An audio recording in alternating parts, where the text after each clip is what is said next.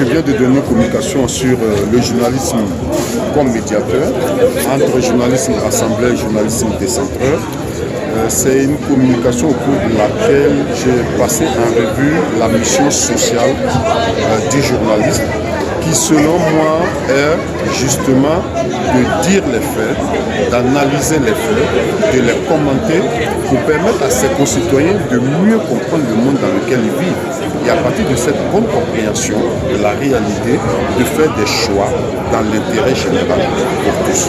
Et c'est ça le rôle social du journaliste. Donc, à partir de cela, j'essaie de voir dans le cadre du Burkina Faso comment ça se passe.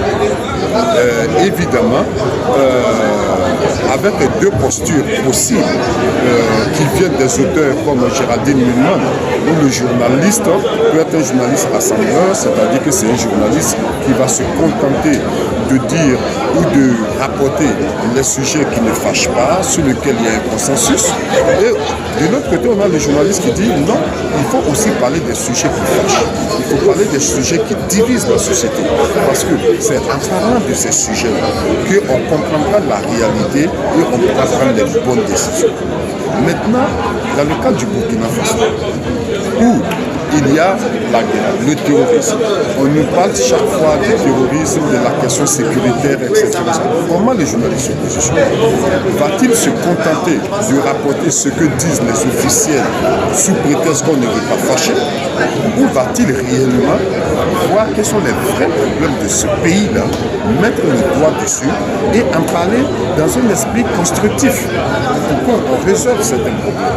Parce que si je prends même la question sécuritaire aujourd'hui, oui, il y a la question sécuritaire de nature terroriste, mais n'oublions pas que cette question sécuritaire-là comporte quelques crises latentes.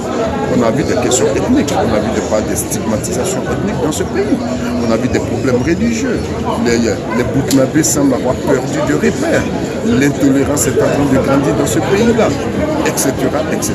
Enfin, on se contente de dire ce qui plaît ou on met le doigt sur ce qui ne plaît pas aussi, mais avec le secret espoir qu'en parlant de ça, on va amener les uns et les autres à réfléchir et avoir une vue d'ensemble sur ce que nous voulons de notre Burkina Faso.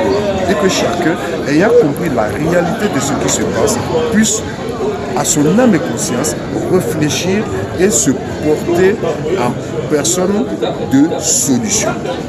C'est ça toute mon interrogation. Or, aujourd'hui, quand on regarde, ça pose problème. Au sein des journalistes burkinabés, c'est la peur. Les journalistes ont peur. Conséquence, la plupart du temps, quand les communiqués viennent de la présidence, personne n'ose analyser. On balance ça. Donc, aujourd'hui, les journalistes font très attention. Quand vous dites quelque chose, si ce n'est pas le pouvoir qui suspend certains médias, ce sont ceux qui pensent qu'ils sont plus patriotes que les autres, qui vont vous dire que vous êtes des apatrides, on va vous menacer, on va vous stigmatiser. Donc, le journaliste burkinabé n'exerce plus son métier dans une ambiance de sérénité. Le journaliste burkinabé a peur aujourd'hui. Le journaliste burkinabé est stigmatisé aujourd'hui. Donc, le journaliste burkinabé, qui devait être celui-là, qui va donner des informations vraies et justes à ses concitoyens pour les aider à bien comprendre, lui-même il se trouve en situation de danger qui fait que souvent il ne fait pas bien son travail. On nous dit d'accompagner. Qui devons-nous accompagner? Un pouvoir en place ou le peuple burkinabé? Est-ce que quand le pouvoir en place, par exemple, pose des actes qui ne sont pas de nature à aller dans l'intérêt général, est-ce qu'il faut en parler ou pas? La loyauté du journaliste est vis-à-vis de qui? Du politique qui gère le pouvoir ou du peuple burkinabé? Est-ce qu'il ne peut pas arriver que l'équipe qui gère le pouvoir se trompe aussi, commette des erreurs? C'est normal. Et quand il y a une erreur comme ça, on en fait quoi? On en parle ou on n'en parle pas? Évidemment, il faut en parler.